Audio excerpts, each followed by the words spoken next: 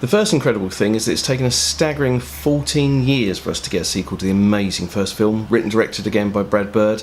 The first film was a huge success, winning 2 Oscars and many more awards and nominations. It was a perfect blend of superhero excitement with a heartwarming story about the importance of family.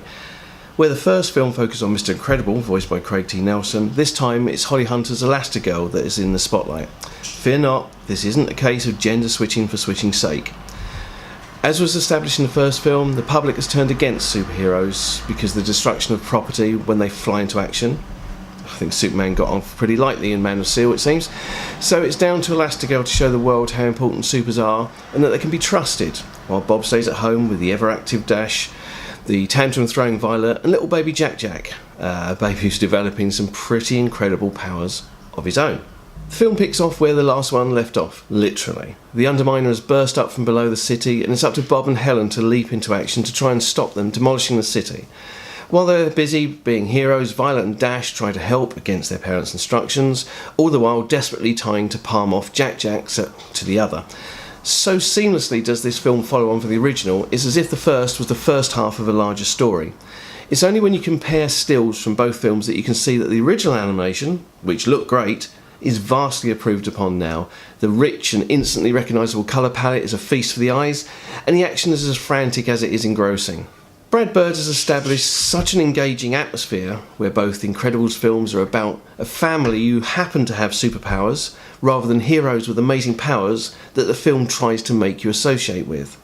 The voice acting is once again top notch with some notable standouts. Craig T. Nelson has to push his vocal talents for Mr. Incredible to a much wider range, as Bob must be a hero, a husband and a dad with the challenge each of these represent. It isn't easy to show the dynamic that being a good dad is heroic while mum has gone the hero role to provide for the family.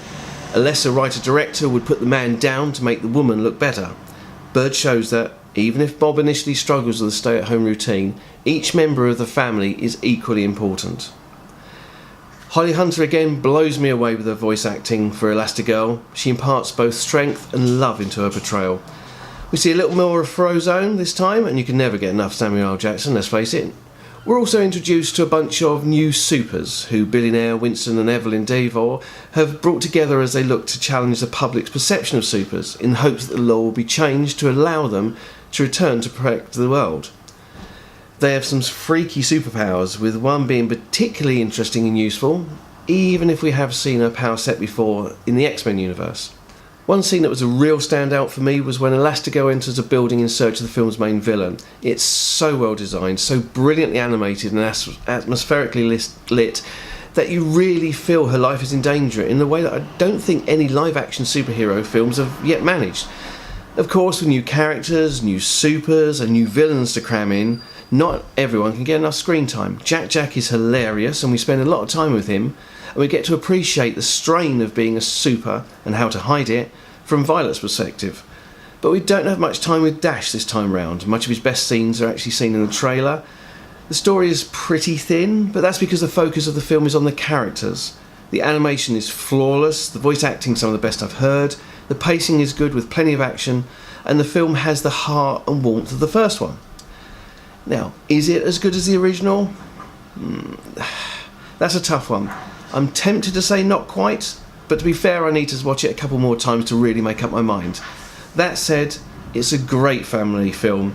The whole family will love it. I definitely recommend it. Incredibles 2 gets an A-. Thanks for visiting the channel. A thumbs up is always appreciated, and make sure to subscribe and hit the notification bell if you haven't already, and I'll see you next time.